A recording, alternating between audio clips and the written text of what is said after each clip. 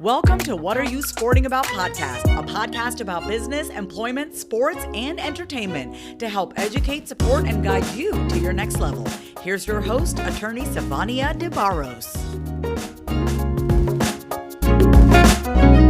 Hello, everybody. I am back with another episode of What Are You Sporting About? I am your host, Savania DeBarros, the protector of athletes. And you guys know that I also own the firm, the S.L. DeBarros Law Firm, where we represent 6- and 7-figure business owners. Today, we have an amazing guest, Whitney Holtzman. And before I bring her in to talk about all the good things that she's a part of, I do want to remind you that we have a new book that is launching soon, Athletes Making Moves. So make sure that you go to prosportlawyer.com to get all the tea on that, or you can visit athletesmakingmoves.com and check everything out. Sign up for the book launch, secure your seat for that so that you can definitely make sure you get all of the tips and the tricks and everything that's coming down the pipeline for this next phase. So without further ado, Whitney Holtzman, welcome to the show. Thank you. I am honored to be with such a mogul. You are such an inspiration for, all that you accomplish on a daily basis and being a mom too. And I cannot wait to read your book. Oh, thank you so much. Well, you got to get the first book too. What Are You Sporting About? That inspired this podcast. I need a whole library in my apartment just for you. Oh my God.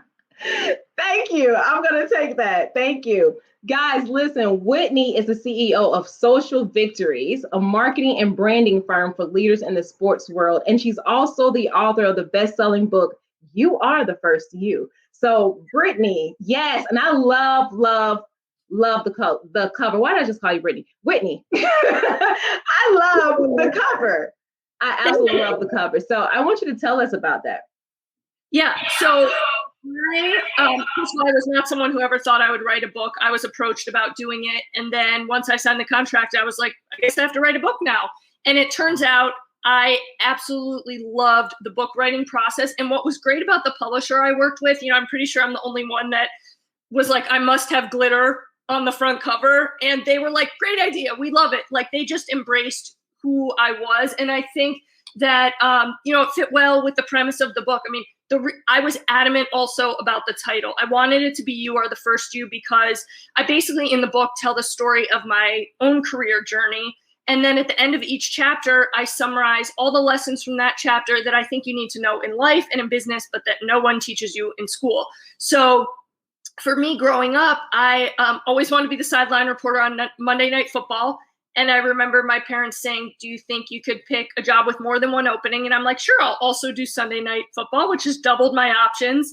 And, kind of started out, my mom used to have meetings. Oh, by the way, to relate to your world, everyone in my family is a lawyer but me. So both my parents and my brother. So I don't know if I'm the black sheep or the one who got away. But my mom would have meetings on Monday nights. She'd come home and say, to my dad, you have one job, one night a week, make sure the kids are in bed while I'm at my meeting. And she'd come home every week and he'd have me under one arm, my brother under the other arm, and we'd be watching Monday Night Football. So no doubt that's where my love of sports began. I believe he refers to it as quality parenting or something along. He's very proud that that's what he instilled in us. But, long story short, someone asked me recently, have you always been entrepreneurial? I'm like, well, they only call it that when it works. When you're going left and everyone else is going right, it's really hard to have that continued faith in yourself until you end up succeeding. But I think for me, I always had that tunnel vision to know what I was meant for and what my purpose was in the world.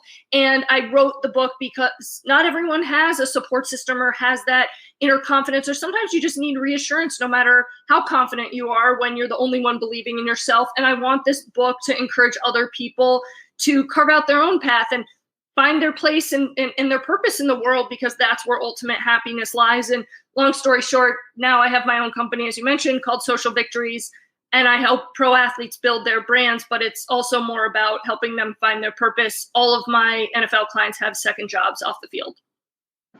Helping them to find their you.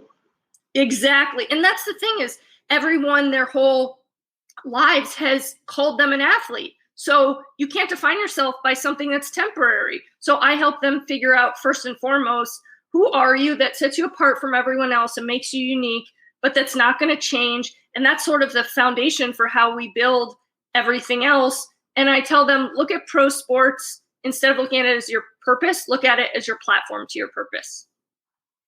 Come on now. Come on, somebody. Yes. I love this. I really, really do. And it's so funny that you grew up around all lawyers, because I'm the first lawyer in my family. I think we were struck by lightning and change places. You're in Chicago, that's where my mom's from. I'm in Florida, you're from here. Like, I think we just like crossed paths at some point in life.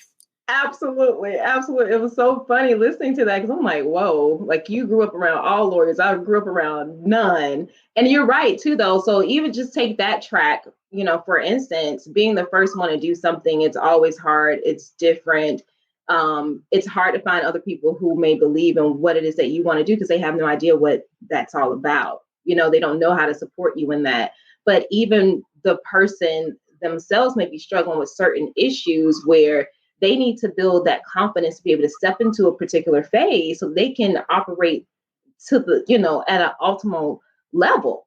Right. And so for so long, even with your athlete client, so long people have been defining athletes as only athletes, not really giving them the roles or the titles of, hey, you can be this, you can be that. No, it's like, hey, let's talk to this athlete, or you should be doing X, Y, and Z because you are an athlete. But that's only a one-dimensional characteristic of who you are. So I love your statement on the book and what drove you to writing that book, and all of the passion that even exudes from you and what you hope to achieve with it is amazing. So I need to read yours too. Yeah, well, we'll have like a book club with each other's books. Yeah, absolutely. I've only written one. You've got a whole library. I actually kind of do, though. I'm not gonna lie. Oh my gosh. I will say, I joked, all my friends were having babies and I had a book, because it takes the same amount of time. So for you to write multiple with everything else you have going on, your law practice, being a mom, doing this, like, I do not know how you found the time to write more than one book, and even one to start out with. You sound like my mom and almost everybody I know. It's definitely a balancing act. So let's talk about that for a second. Let's do it. Because with entrepreneurism, you have to balance so many different things, and you are not one-dimensional. So how do you balance now with being a best-selling author, with Social Victories, the CEO of Social Victories, and supporting your athlete clients? Well, I think it's twofold. First, I sort of, people always are looking, especially women, always talking about the phrase work-life balance. And I don't think that mantra exists. I'm a believer in prioritizing what's most pressing in your life. Because for me, if, I live in Tampa and I moved here, I want to be near family. So if there's something happy or some emergency with my family, that is going to take priority over everything else. And I only want to work with clients who have the same values and would support me in those decisions. I don't want someone where if I'm, at dinner with my family, it's like, okay, leave right now and call me. Everyone I work with is like, oh, sorry to bother you. Call me when you're done. So I think that's very important. And I also think you can't get away from your why. So I knew after I, worked at a number of corporate jobs, I worked at ESPN, Major League Baseball, at VaynerMedia for entrepreneur Gary Vaynerchuk, the owner of the Miami Dolphins and his racial equality nonprofit. And I kind of paid attention each step of the way to what my heart needed the most at every stage, because sometimes I wanted something different from when, 2 years prior I had started the job. And I think constantly listening to yourself is important, and recalibrating your priorities change as life goes on. And so I got to the point where I said, look, what's most important to me is being able to make my own schedule, and for me to execute my ideas and be able to be creative. I think I worked in a lot of places where they wanted me to do what the 10,000 people before me had done. Although I was hired for my ideas and creativity, they didn't actually want me to execute them. So I wanted to be able to run free with all of the ideas I had, or even, if I wanted to, I was having a great conversation and I wanted to have an hour and a half meeting with someone.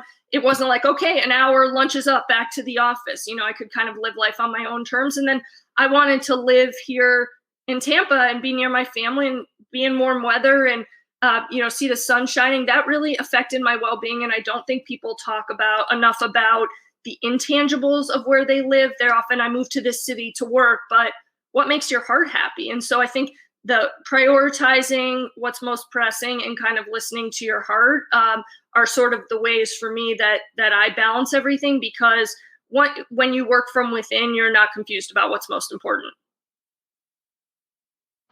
When you work from within, you're not confused about what's most important.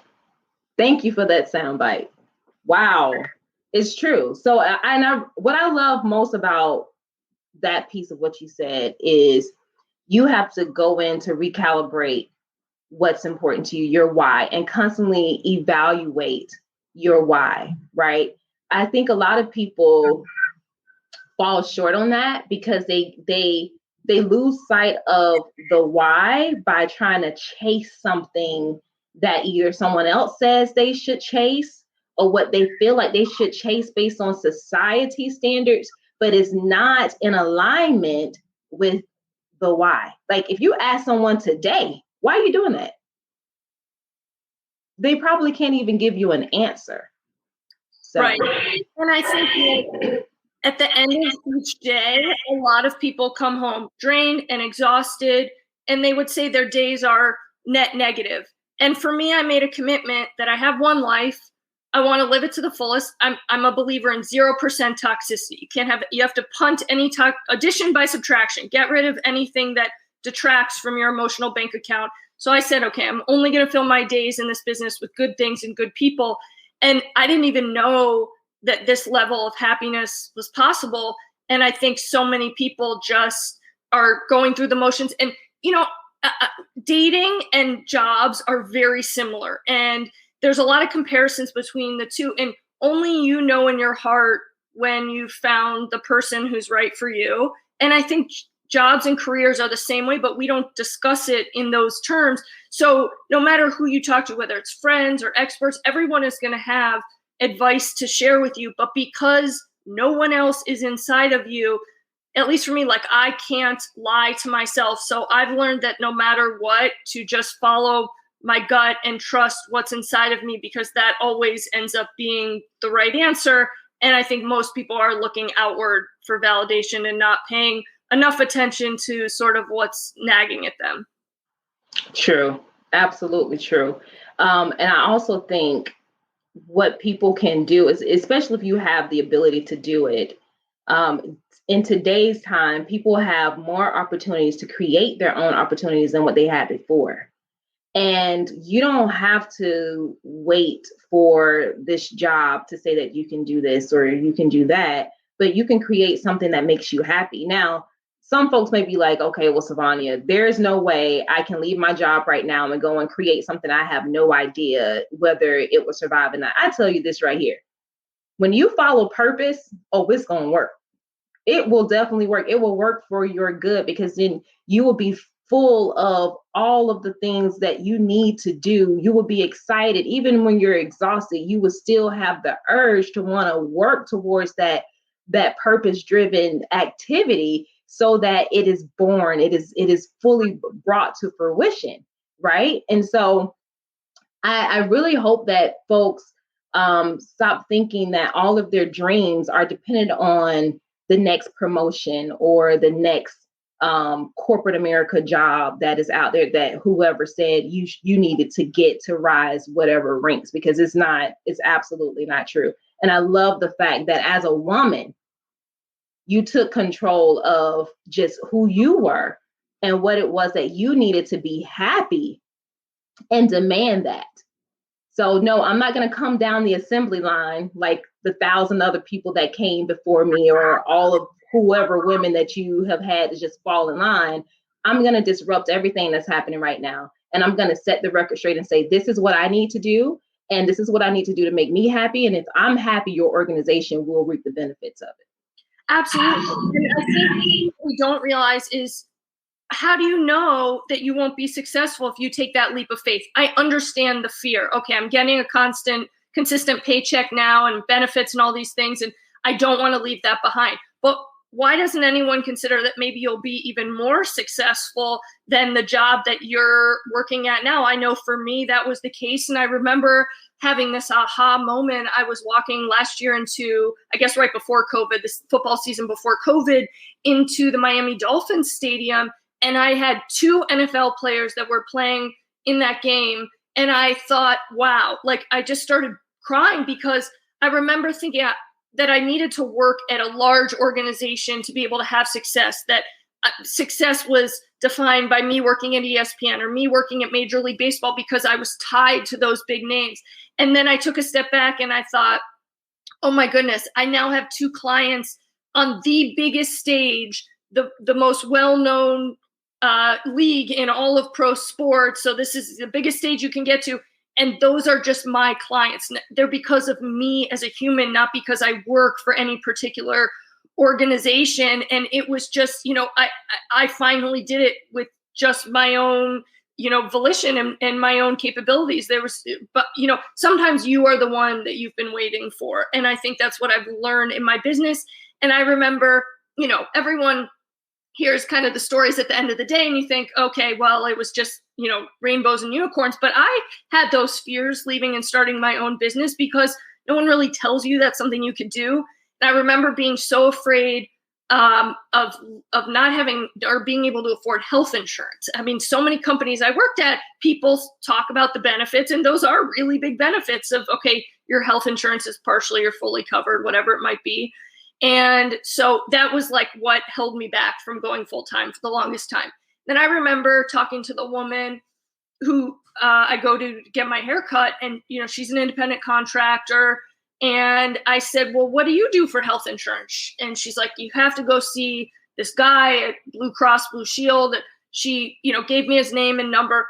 Long story short, he was able to set me up with a plan that I now pay less per month in premiums than I ever did working for any other company. So the one thing that held me back and was such a fear ended up being even more cost effective for me once I went out on my own. And I never considered that could be possible.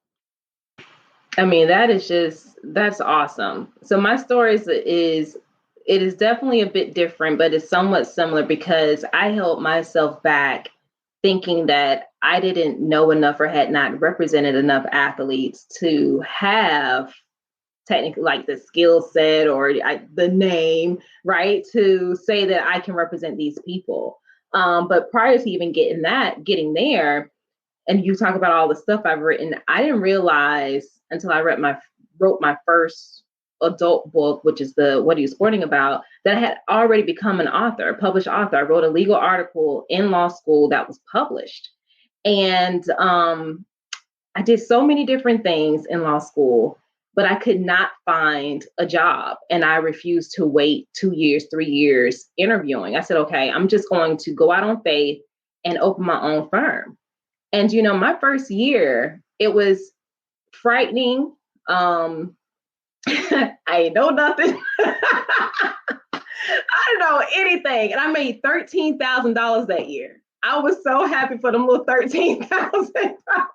That's a big deal to make money in your first year. I pulled in clients. I made a little bit of money, but now like I've grown this business, something that I wanted eventually down the pipeline, something I didn't think I had to jump out and do immediately. But I've grown this into a 6-figure business, hopefully a 7-figure, at some point.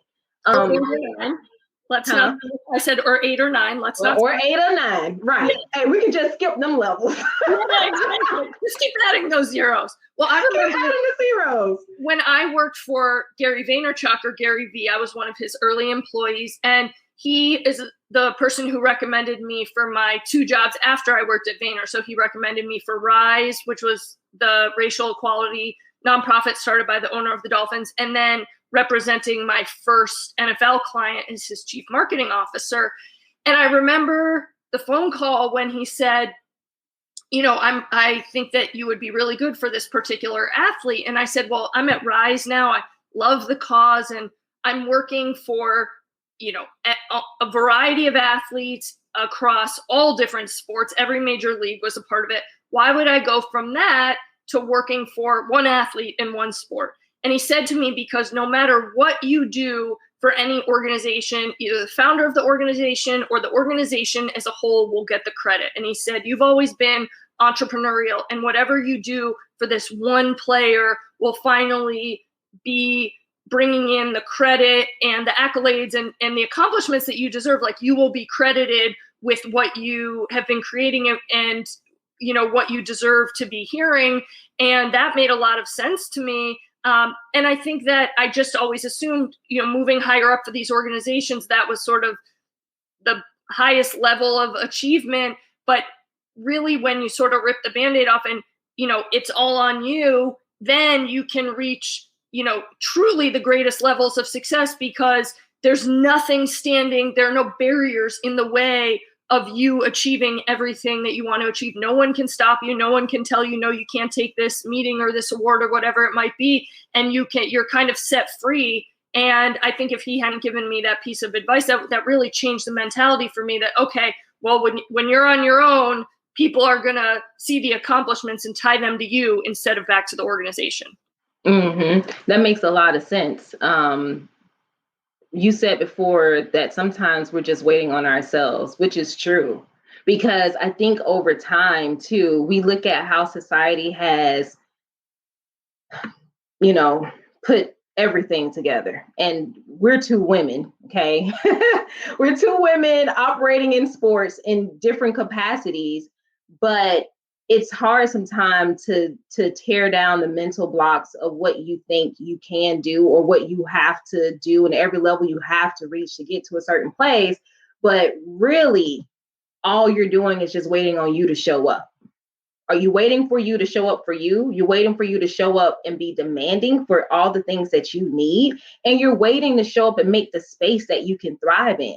I think most times that is the biggest issue, is that we don't have the space, and so that we can develop and that we can grow. And part of that development too is the mental development of women. I mean, when you have a group of people who have been put down and marginalized for so long, in your mind, when you're making certain decisions, you're like, okay, I can't ask for that, or I can't do that, or I have to go this route because this person will say that or do whatever. It does create a limiting mechanism on what your achievements can be.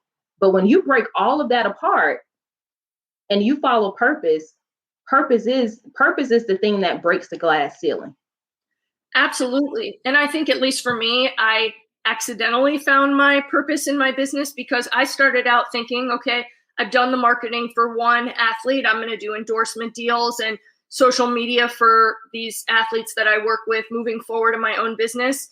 And then I started to learn about their worlds and really care about them like family. And I'm like, wait a second. So all these people helped you get to the pros, but no one is helping you maximize your time in the spotlight. No one is helping you try and figure out your purpose. And then the minute that they can't use you anymore for your athletic abilities, you're tossed to the curb, and you don't have no one helps you. You're just left to fend for yourself. And at 30, whatever years old, or late 20s, you have to find your next career move with no help. And you're supposed to wake up on a whatever Monday, Tuesday, and just know where to go. Like, how are you supposed to, what do you mean no one's helping you? And I realized the agents do the contracts, but then they kind of disappear. And the teams have social media and marketing departments, but no one was helping these players proactively tell their stories. And I mean, it was everything from one of my clients, I helped him renovate his house and pick out the tile and the paint. And I mean, you just really jump in wherever you're needed. I mean, they need a plumber, whatever it is. And I mean, the week of the Super Bowl, I had one client playing in the game, and I was running to get t-shirts printed for him and helping to set up media interviews. And again, if it weren't for me, there was no one doing this. I found multiple clients' houses. I've, been their realtor. And so it was just, all of a sudden I cared, and it seemed like no one really before me or that I knew of was caring in this same way. And if you cared, you saw there was clearly this white space that was really detrimental to the players unless someone jumped in and helped. And I think the other thing is that when you're growing up, no one tells you can carve out your own path. I did not know in school I could start my own business. And I think, especially for me, working with these NFL players, I'm like, well, I certainly don't look like the typical agent or representative. So why would they trust me? I'm new in this field. And we always sort of look at the doubts and the fears. But at the same time, they said to me, well, a lot of us were raised by single moms. So in our world, women get the job done. And, we're still young men being sent to these new cities, and you bring a nurturing, caring approach that we need. And we had it at home, and then we're kind of tossed into these new places, and we don't really know anyone, so you caring sort of fills the void. So I never really looked at my role and the positives that could come with being a woman, because everyone, and there are many, always says what are the downsides of being a woman in sports, and there's so many challenges we all know, but I just never really considered that there could be advantages until they pointed them out. And that is so important. I always talk about the team aspect, because I think one of the biggest challenge for athletes, and especially professional athletes, is that they are part of a team, but they don't necessarily know how to create their own team around them in their life and professionally, which is so important, because you are the captain of the ship, but who else is manning all the other things to make it sail? To make it move and make it operable, right? And so just even ways that you stepped in to help people to find homes or to go run around and do certain things, it can be exhausting, which is why you need multiple players on the team, but players that you trust, people who have your best interests at heart. I've heard the same, stories and seen different things where some agents will technically be there for if there's an upside and maybe a huge contract, but if that contract isn't there anymore, they kind of just go away. So let me ask you this. Are you helping your clients when you see that there is a need or a void? Are you helping them to have these questions with key people who they really do need, but also making sure that they're asking the questions that will allude to whether these individuals have their best interests in mind? Yeah, I think for the most part, for clients to come my way in the first place, I mean, they are the driven, smart, hardworking ones, obviously, to play in the NFL and then go have a second job off the field. I mean, you have to have some special characteristics. So in general, they have good judgment and sort of the EQ or emotional intelligence and good people skills. But I am not there to just tell my clients what they want to hear. I physically can't, I don't know how to be anything other than myself. So there have been times where I've seen sort of detrimental characters in their lives, and, I bring it up and I let them know. And then sort of I've done my piece, but I also, I help them understand, they're so used to getting things for free. It's like, okay, but you get what you pay for. And if you want to have, you need a good lawyer on your team, you need a good accountant. I mean, there are certain people, as you referenced, on your team that you must have to function. Especially if you're running any off the field ventures, but on the field or on the court ones as well, you need those people in your lives. And a lot of my clients have their own businesses, and you can't just have people work for free. So I teach them, okay, you need to start your own company. Here's how you do it legally with the paperwork. Here's how you do contracts to pay.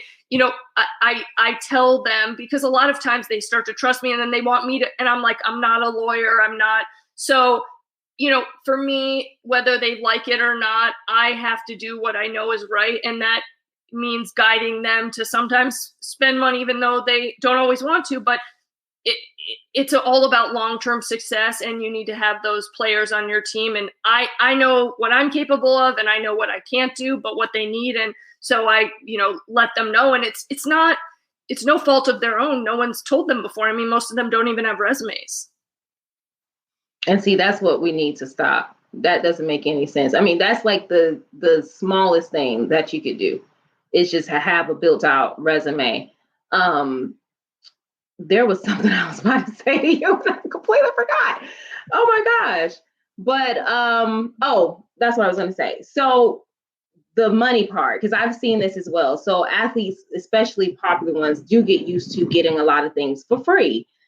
But like you said, you get what you pay for. But on the flip side of that too, I feel like the individual who's paying for whatever that thing is has more appreciation for what it is because they've invested in it. You want to see what your money grows into or what the product will be that you've paid for. And so there's also that investment mentality that is attached to the money piece.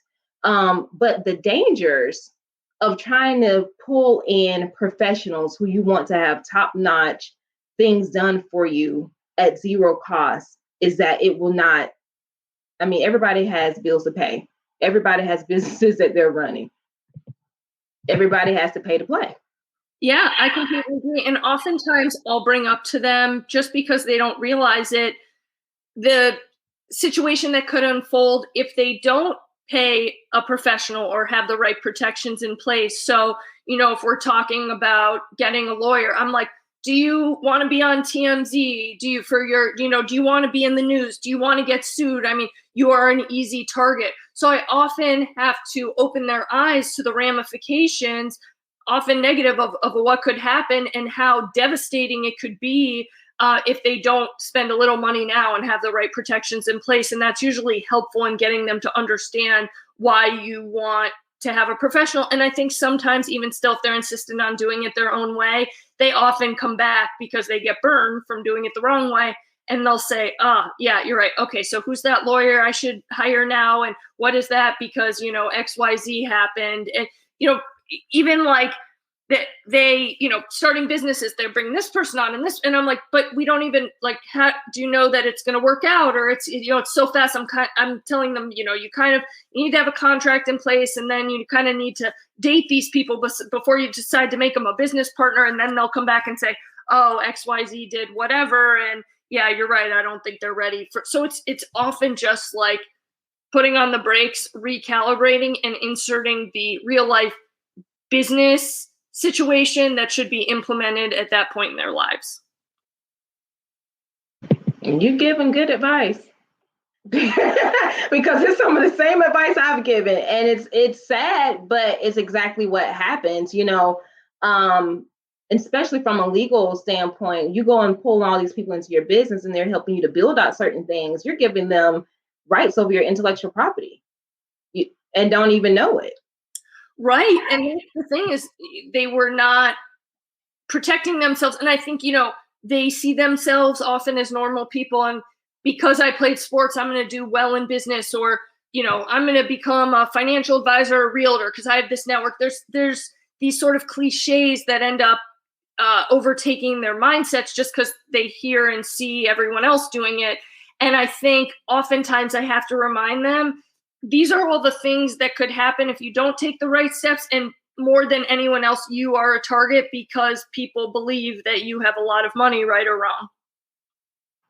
Absolutely. So are you seeing that transition or translate well, like from a pro athlete into business? Because so far, I've only seen a very small percentage from the pro sports who transition well into business.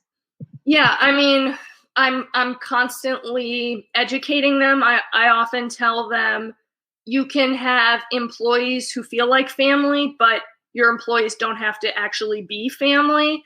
I mean, that's one consistent issue I've seen not work well over and over again is, hire people that are good for your business, not because you're related to them. I mean, it's almost impossible to mix sort of business and personal relationships.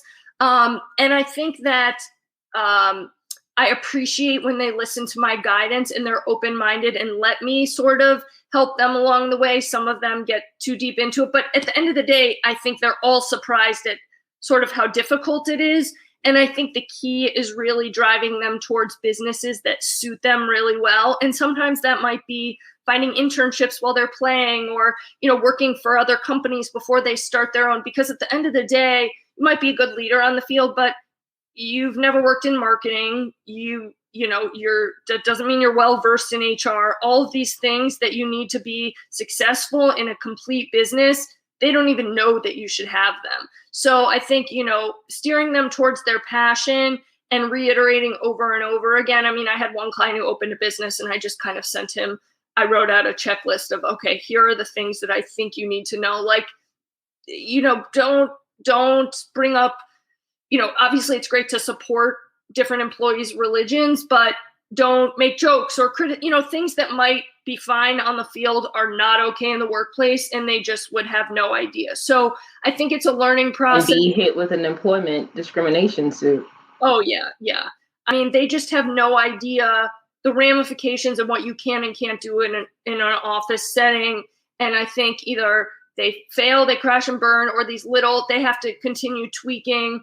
But I think the best thing you can do fundamentally is steer them towards an industry that fits their personality really well, even if it's not super traditional. I mean, I have clients who are broadcasters. I have ones who are in real estate. I have ones who are, they flip houses. I have another who owns his own athletic training facility. And I think ultimately these businesses will be successful because at the foundation, it's what this person is meant to do if they didn't play sports. But if you're just doing something to do it, I don't think it's going to work out long term. Right. For anybody. Just doing stuff to do it doesn't make sense. And to do stuff just because other people are doing it doesn't make sense. You need to find what is in alignment with you, what you're passionate about. And this is also the reason why I asked the question, what are you sporting about? Because as you are playing, while you are in the game, like literally actively in the role of an athlete, that should just be one driving force that helps you get to the next phase of your life, right? So you always want to be thinking about what it is that you are called to do, that you want to do, that you are truly, truly passionate about. So I do want to ask you before we go, though, my question, what does What Are You Sporting About mean to you? For me, what are you sporting about means following your gut. And also for me, it's at the intersection of sports and making the world a better place. For me, I love sports because of the vehicle they can provide to change so many lives, whether it's the people playing themselves or the people following along. So for me, it's sort of about the power of sports, because I think no matter your gender, age, economic status, education level, we all look up to athletes the same way. And so it's an incredible platform to create the greatest change in the world. And ultimately, that's what makes me the happiest, is helping people around me become the best versions of themselves and also making the world a better place. And I can tell that about you. Thank you. That's very kind. I appreciate it. I love it. And my last question before we wrap up, because I love the name of your company, Social Victories.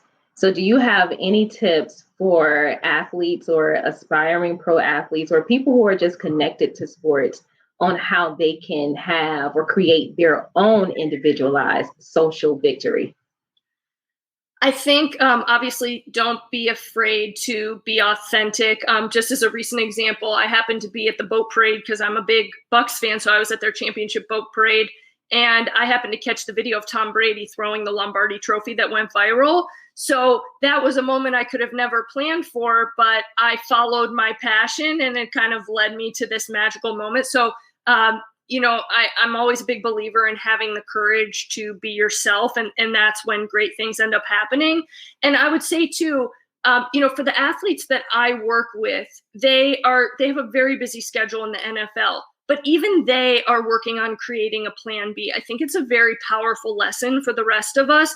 They are giving 100% to whatever they're doing, and they're not wasting any time. So they are going from the football field to an internship, to a job, to launching their own company. And so that they've created multiple pathways for success. So all their eggs aren't in one basket. And I would say if you are currently an athlete, even if you're the fourth string punter on a team, if you were with the Bucks this past season, you're a Super Bowl champion and you are famous in whatever city you live in because you play for that team. Sports are such a powerful vehicle. So maximize that. Use that position to open doors. Go meet with as many people, I kind of refer to it as like a business combine. Go interview with people, go set up meetings, because use that card while you're playing that would get people excited. You have value to provide, but the minute that you retire, it's over. You're kind of a moot point.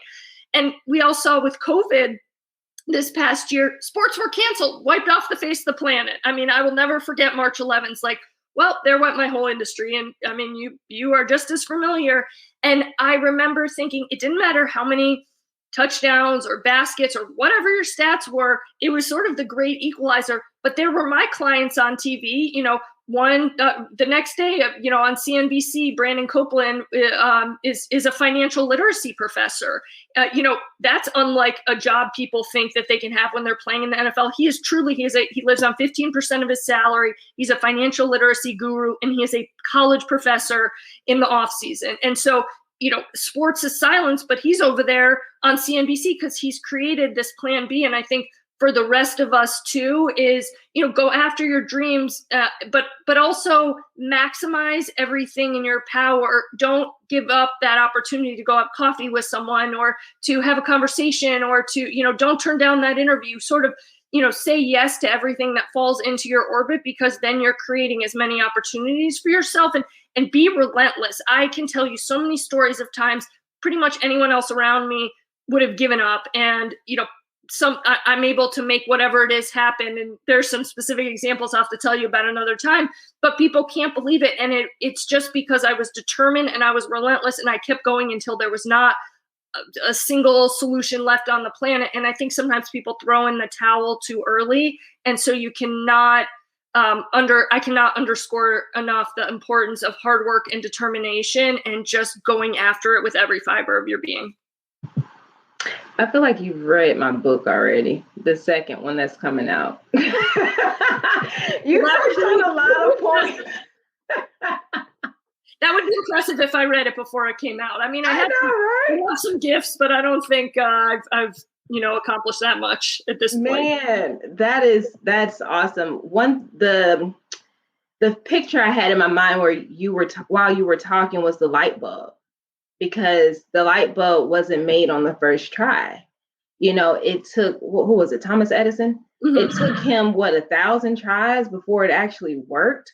And so you can't just throw in the towel because things are hard and adversarial and it's too upsetting or it's super emotional. If your heart is in it, stay with it, because I truly do feel that all things will work for your good. If it's coming from the right place, if it's coming for the right reason, it is going to work out. But sometimes you're being tested in the midst of it to see, is this something that you can handle being blessed with if it does come to fruition? Because if you give up too early, then, hey, you're giving up on yourself, and you're giving up on your dreams. You're giving up on all of the things that you have been blessed with that could take something and make it great so that somebody else can be amazing at what they do. So don't throw in the towel too early. I always picture that image of the guy kind of digging out of a cave, and he just keeps seeing a wall in front of him, but we can see on the outside that he only has a little bit left to go. And what if he gives up? He's almost made it to freedom,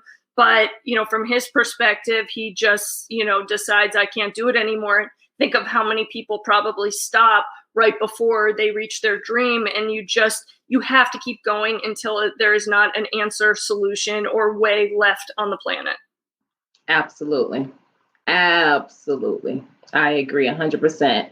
We had someone from LinkedIn that says, great gems, ladies. Thank you so much. This has been a great interview. And Whitney, I'm so glad that you decided to come on the platform. Y'all, Whitney had me chasing her for a year. Okay. I'm like, lady, are you going to come onto the show or what? What if I had known how awesome you were? But we all know LinkedIn. And, this is something that is worth mentioning. And I think happens more to women.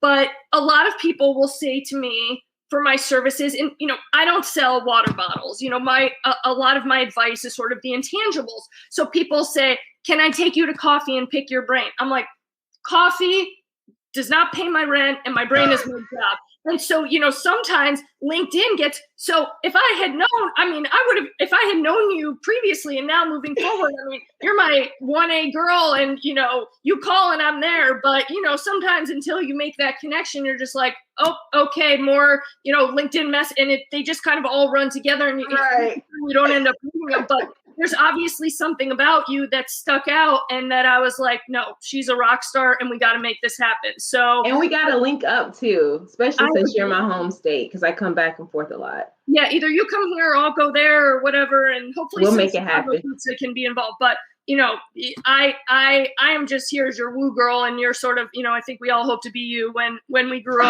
up, because you are setting the bar. I feel the same about you though, and that's what I love about all of this, because people who I've connected with, and I know the COVID pandemic has been it's been bad in so many different ways, but it's been so good in so many other ways as well, because it's put me in front of people like you who I do feel honored to know and to meet and to network with, because you guys are so inspirational and motivational. And that's the type of the caliber of people that I like around me is, we may think that we have shortcomings, but if you can look at your own shortcomings and say, okay, I'm not missing the mark all the way, but this person makes me want to be better, right? That's the kind of people I like to have around me, because it keeps me reaching for more, dreaming for more, doing more. And I love everything that you've accomplished. You are just an amazing person to me. So thank you. Well, friends for life. And, I hope I think this is the beginning of something beautiful, and I know we'll be in each other's lives moving forward. And you have, a forever fan here and support system as well. And I think, for me going through school and life, I didn't think I fit in anywhere. I didn't think I was good at anything. And I think we always assume when we have that feeling that there's something wrong with us, we don't realize that sometimes it's because we've been given special gifts that mean we're meant for something greater than the people around us. And I kind of always describe it as most of the world is in black and white. And, for the most part, there's insecurities and, most people, okay with mediocrity. I was never okay with that. Like, I had to always chase after sort of what was in the deepest fiber of my being. And so it's every so often that you meet someone who you feel like is in color and who totally validates you. And that person can sort of erase all the other people who sort of bring you down on a daily basis. And they remind you that you are on the right track. It's just kind of at that level. There's not a lot of people up there. Yes. Yeah, you hit the nail right on the head, because there's so many times that I feel like that I'm alone, kind of like at the top alone, right? And I know I'm not at the top. I'm not where I want to be, but the more you keep reaching and climbing higher than where you've been, the lesser amount of people are there. And then you also have to look at the type of people who are there too. What is the substance that is a part of these individuals? Do they really breathe life back into you, or do they detract to a point where you are in danger of falling down to a level that you don't want to be in? So, and I think we have to sometimes remind ourselves it's okay not wanting to do the things that other people around us are doing, because we want a different life than they have. So maybe it feels like in the short term we're holding back, or we're not, the FOMO or whatever it might be. But at the end of the day, we have sort of very, big dreams and we want to achieve them. And it's okay not doing what everyone else is doing, because that's going to lead to the life everyone else has. And ultimately, we don't want that. We want something different and greater. Yes. Yep. Oh, I can talk to you all day. Whitney, we're not going to keep these people up. So tell us where we can follow you and get involved, and also follow Social Victories. So nice. Well, I would love to hear what everyone thinks of the book. You Are the First You. It's on Amazon, and there's the paperback, Kindle, and I recorded the audiobook in my own voice, which we'll have to do another podcast episode on that experience. So you have your choice. I was very productive during the pandemic. It's now in all forms. So you can, find it on Amazon. Just type in my name and You Are the First You. And then I'm on the internet everywhere, either as Whitney Holtzman or Social Victories. If you want to follow what my athletes are doing, Instagram, Social Victories is the best way. Obviously also a Facebook page and Twitter, and then same for my personal accounts. And it's just my name on Instagram and then W Holtzman on Twitter. And I'm on LinkedIn. All right. Well, again, thank you so much for coming onto the platform and dropping some major gems for everybody. So this has been amazing. You guys make sure that you go and follow Whitney Holtzman. Get her book, You Are the First You. I just bought mine, so it's going to be coming up here soon. Again, let me remind you guys, we have a new book that is launching soon, Athletes Making Moves. Secure your future by protecting your name, image, and likeness. You can find information on prosportlawyer.com. You can also go to Athletes Making Moves. And I totally forgot to mention this. Make sure you go and follow our new group on Facebook and Instagram, Athletes Making Moves, so that you can be in the right rooms to make moves. All right. It's attorney Savannah DeBarros, the protector of athletes. Until next time, I'll check you later. Ciao. Thanks for joining us this week on What Are You Sporting About podcast. Make sure to visit our website, prosportlawyer.com, where you can subscribe to the show in iTunes, Stitcher, or whatever your favorite platform is, so you'll never miss a show. And while you're at it, if you found value in the show, we'd appreciate a rating on iTunes or iHeartRadio. Or if you'd simply tell a friend about the show, that would help us out too. If you like the show, you might want to check out our book, What Are You Sporting About? Attorney Savannah DeBarros is available for private consulting at sldebarros.com. And remember, we're here to educate, support, and guide you in your journey to success, because we're all sporting about something.